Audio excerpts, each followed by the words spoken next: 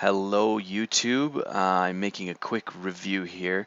I just finished watching Mowgli 2018 Netflix original adaptation on my little Netflix account on my laptop on my day off here, and I wanted to write a quick review about it.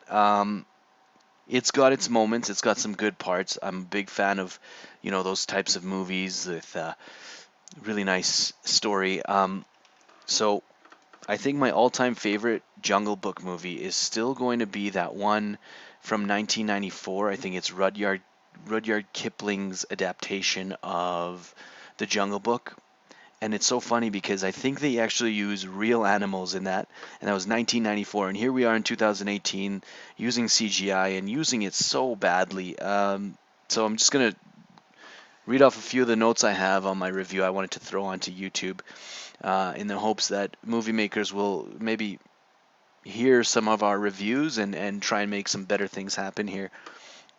First thing I like about the 1994 adaptation is the ending where first of all the relationship of Shere Khan and Mowgli in 1994 is a much more poetic relationship in a sense that I don't want to spoil too much about that, but there's a much deeper connection about respect and knowing who I guess like a top dog sort of man of the jungle or abiding to the jungle law really pertains to, and they sort of mismanaged that here in the 2018 adaptation of Mowgli.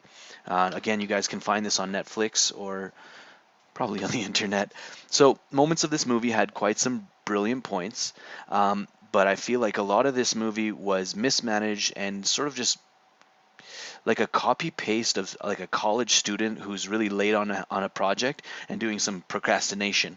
Um, um, like for example, there are a few spoilers in this review. I do apologize.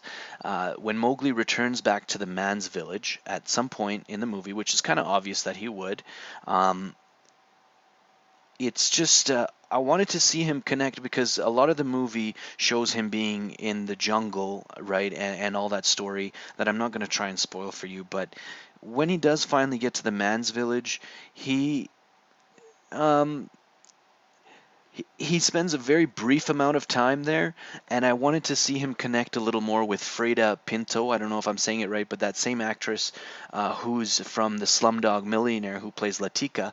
Um, and for the brown nation, I know it's Latika, but we'll hit both notes there. And the thing is, I wanted to see that girl have more of like a motherly slash female role in his life, with the loving, emotional connections that we were all hoping for. Unfortunately, the movie really shows only the connections emotionally with the animals. So I would have loved to see that been done a little better. Um, because we realize that Mowgli is this jungle boy, I guess, and jungle man who is not necessarily wolf, but not necessarily man either, right? And so it's important to sort of understand that the lessons from both the village and the jungle would encapsulate and crystallize him into the character and the ruler of the jungle that he would eventually become, right? So we'd see like the softer side of the humans and like the emotional connections and our complex social structures, our ability to make wonderful tools and structures and electricity or water, running water. So I'd love to have seen a little more of that. Now, one thing that sat really badly with me, I'm at 4 minutes already, but the one thing that sat really bad with me is how they portrayed Baloo the bear. Now, I don't know if we were raised on the same time frame, but for me, Baloo the bear was this like really hang loose guy who was always like Hakuna Matata about everything. He had jokes, he had a big belly, but he was really strong. If anyone ever challenged him, he could fight him off. But the main thing I think he taught Mowgli was Hakuna Matata. Like, yo, don't get too like stressed about jungle life, like here, have a banana and float on the river type thing, right? Like he taught Mowgli not to be lazy, but to think smarter, like build a tool and use that as a resource to get something high up in the tree in a forest, or instead of like having to climb or like do something really physically exerting, right? Um, and in this movie, first of all, the CGI or whatever it is called, the animations are so bad. They first of all portray the wolves as look like little puppies.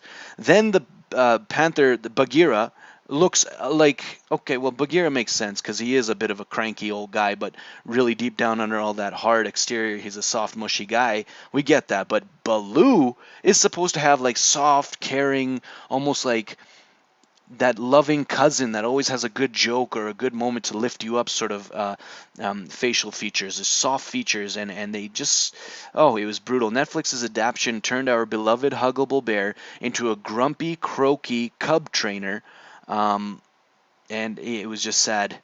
It was really sad. And other than that, that's going to wrap up my review. It was still a good movie. There's a scene in there with the elephants and Ka the serpent, which is so phenomenally done that I mean, it brings you back. So there are parts, there are elements in the story that are moments of brilliance. However, um, overall, I'd give this, if I were to give it out of a percentage, I would say 63.89%. Anyway, thank you so much. I hope you enjoyed this. And I'm out. See ya.